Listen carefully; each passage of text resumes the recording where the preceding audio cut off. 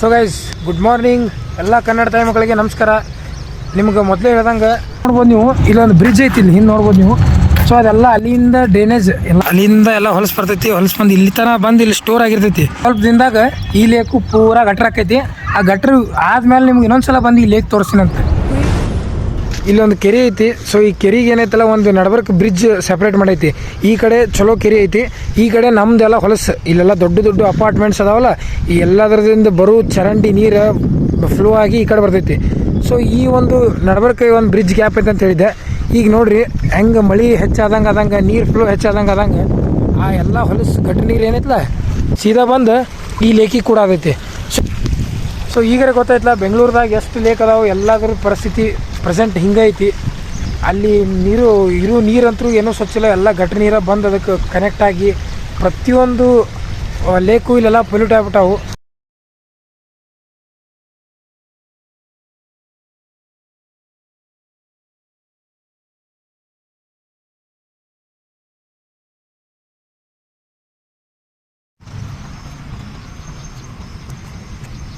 ಸಾಕಷ್ಟು ಜಲಜೀವಿಗಳು ಜೀವನ ಮಾಡಬೇಕಾದಂಥ ಒಂದು ಲೇಕ್ ಒಳಗೆ ಒಂದು ಚಲೋ ನೀರನ್ನು ನಾವು ಯಾವ ರೀತಿ ಪೊಲ್ಯೂಟ್ ಮಾಡಿ ಅಲ್ಲಿ ಇರ್ತಕ್ಕಂಥ ಎಷ್ಟೋ ಜೀವಿಗಳಿಗೆ ಹಾನಿ ಉಂಟು ಮಾಡೀವಿ. ಇದ್ರ ಪಾಪ ಅಂತೂ ನಮಗೆ ಯಾವತ್ತೂ ಬಿಡೋದಿಲ್ಲ. ಇದ್ರ ಈಕ್ವಲ್ ರೆಸ್ಪಾನ್ಸಿಬಿಲಿಟಿ ನಾವು ಮತ್ತು ನಮ್ಮ ಸರ್ಕಾರ ಇಬ್ಬರು ತೊಗೋಬೇಕಾಗೈತಿ. ಸೊ ನಾನು ಸರ್ಕಾರಕ್ಕೆ ಕೇಳ್ಕೊಳ್ಳೋದು ಒಂದೇ, ಅದು ಯಾರು ನೀವು ಸರ್ಕಾರದಾಗ ನೀವೆಲ್ಲ ಹಾಳಾಗಿ ಹೋರಿ. ಯಾಕಂದ್ರೆ ನೀವು ಇದ್ದವ್ರಂತರೂ ಮೊದಲಿದ್ದವರು ಯಾರು ಉದ್ಧಾರ ಮಾಡಿಲ್ಲ, ನೀವು ಯಾರು ಉದ್ಧಾರ ಮಾಡತ್ತಿಲ್ಲ. ಎಲ್ಲರೂ ನಿಮ್ಮ ಜೇಬು ತುಂಬಿಸ್ಕೊಳಕ್ಕೆ ಜೀವನ ಮಾಡತ್ತೀರಿ.